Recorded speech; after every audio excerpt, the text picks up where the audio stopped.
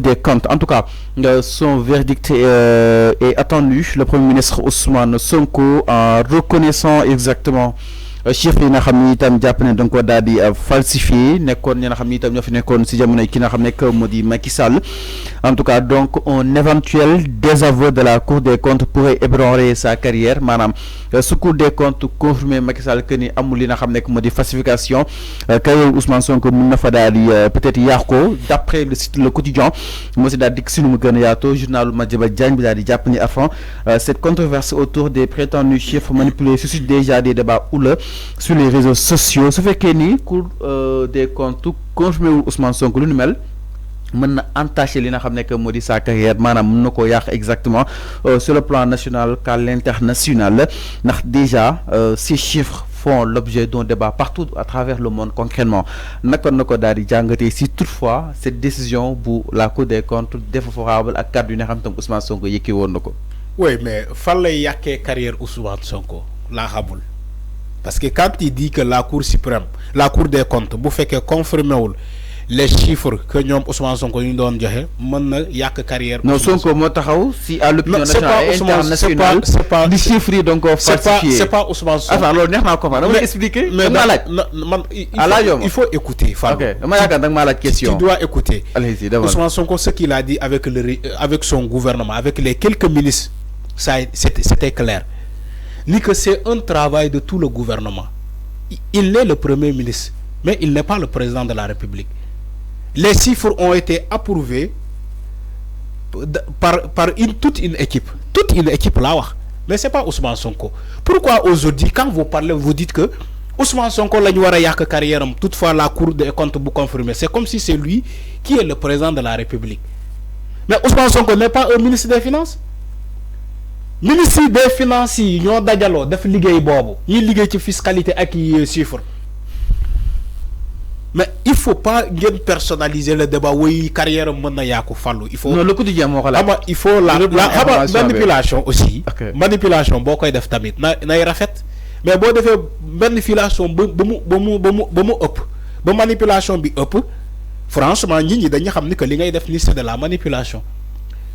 Est-ce que yéen xam ngeen Cour des comptes lu muy wax xamoo leen ko. xamoo leen Cour des comptes. non ñoom dañuy mettre li nga xam ne que moo di peut-être. dama ne ay il faut attendre la décision de la Cour des comptes. teg ay prédictions peut-être au cas où. On attend la décision de la Cour des comptes. Est-ce que xam nga ko la Cour des comptes n'est pas au-dessus des autres organes de contrôle il faut ngeen xam loolu. peut-être ñoom dañuy prédire à fond peut-être. il faut ngeen xam loolu. gis nga ñàkk a xam état mooy li ngay waxee nii. Donc la Cour des comptes n'est pas au-dessus des autres corps de contrôle. Mais enfin, concrètement, il y a l'inspection générale d'État. Il y a l'inspection générale d'État. Cour des comptes, si vous avez un cadeau,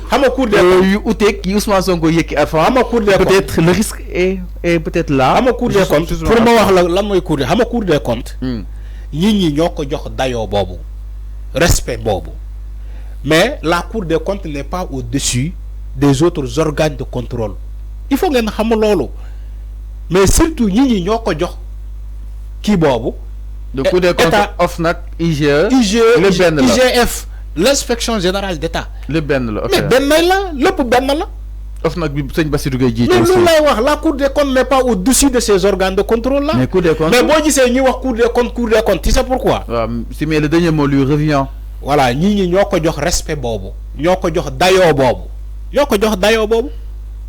Mais la Cour des comptes n'est pas parfaite. Mën na juum. Ah. Oui, bien sûr. Oui, maintenant juum. Mais faut lay waxé pour ngeen xam ko. Mais l'opposition ne manquerait pas d'exploiter cette faiblesse, renforçant ainsi ses critiques contre la gestion du Premier ministre. Bien sûr. Toutefois, Kabi, Tegou. La gestion du président. Au final, on dit que le bilan du président Diomaye. Mais on ne dit pas le bilan du Premier ministre Ousmane Sonko. Même si Ousmane Sonko serait comptable du bilan du président. C'est ce qu'il a dit. Voilà, c'est ce qu'il a dit. Dembe ci kiyam, ci point de kiyam, ci live am. Lolu la wax. Donc mëno critiquer Diomaye ba paré nga bayima Sonko parce que moi je suis comptable de tout ce que le président de la République fait. C'est ce qu'il a dit. loolu mooy wane ni que il travaille en équipe te waaw munoo wax tey Diomaye moo baax Sonko moo bon wala munoo wax Sonko moo bon Diomaye moo baax munoo ko wax ñu koy wax dañuy wax pour féewale nit ñi loolu amul.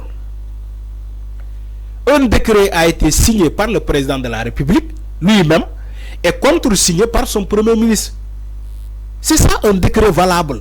Pour que le décret soit valable, c'est un décret. Maintenant, quand il commente, il faut commenter selon le degré. Ou bien il faut commenter aussi selon la sacralité des textes. Il faut commenter aussi selon la caractère juridique du décret. Parce que le décret, c'est un texte à caractère juridique. Le décret peut être donc fait par le président de la République et son premier ministre, mais aussi ce décret-là peut être commenté par le Sénégalais lui-même. Le Sénégalais peut commenter ce décret-là. C'est ce que font les militants de PASTEF. Ils commentent le décret de nomination. Ils ont raison. Le commentaire est libre. Mais là où je ne suis pas d'accord avec ces militants de PASTEF, on ne dit pas, on ne menace pas le président de la République parce qu'à travers ce décret-là, on menacer. Voilà, on ne lui dit pas, j'exige. Tu ne peux pas exiger le président. Les militaires même n'exigent pas le président. Donc ce n'est pas le citoyen qui est civil aujourd'hui, il doit exiger du président. Donc ça ne se fait pas. Mais concernant les textes à caractère juridique, tu peux les commenter. Tout simplement. Donc, Cour des comptes, la Cour des comptes, quelle que soit sa décision, non, après on corrige. Parce que ça bi am nañu titre yapp ni Cour des comptes à tout moment. Non, titre amu fi. Cour des comptes mom dina génné lu muy wax ba paré. Après ñu évaluer la situation ba paré jall. De toute façon, après la décision de la Cour des comptes, le Sénégal va continuer d'avancer. On va continuer d'avancer. Tu as un impact sur la signature. Impact. C'est signature au Sénégal. Non, signature Sénégal a un impact. Signature Sénégal dafa baax. ñepp ñuy taxaw dina non leb nañu li leb nañu ñom Ousmane Sonko leb nañu 900 000. Mais ñu ne lolu ay wax la. Bari xona bari nak tay. Dama ne signature Sénégal dafa baax. À l'échelle nationale, à l'échelle internationale dafa baax. Bo démé laaj Banque mondiale, mu ne la signature Sénégal dafa baax. Bo démé laaj FMI, mu ne la signature Sénégal dafa baax. Sénégal pays bo xamanteni fépp fu mu dem leb ci adina bi dañ koy lebal. Contrairement à ce que disent les Pape Malick Ndour et autres. Sénégal fépp fu mu dem leb ci adina dañ koy lebal parce que signature bu baax la yor. Et aussi on ne développe pas un pays sans aussi nga leb. Mais leb bu ëpp la ñi né bobu baaxul.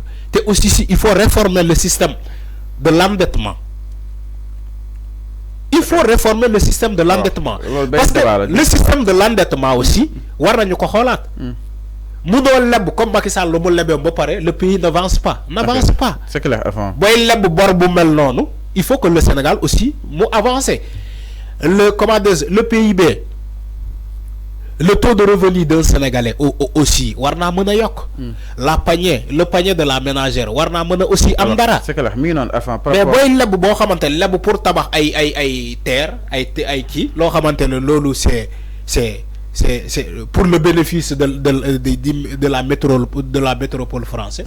Donc à mon sens. Alors exactement par rapport à la sortie éventuelle pour la Cour des comptes mu daal di war a mën a addu jëmale si ay pàcc yu ko gën a fasal ci ko bokk na kàddu yi nga xam ne itam moom la Ousmane Sonko daal di yékki ñuy xool ma xam li nga xam ne moo di Cour des comptes la muy wax dina daal di dëppook la nga xam ne itam moom la Ousmane Sonko daal di def révélation alors ñu daal di ñëw itam si leneen ginnaaw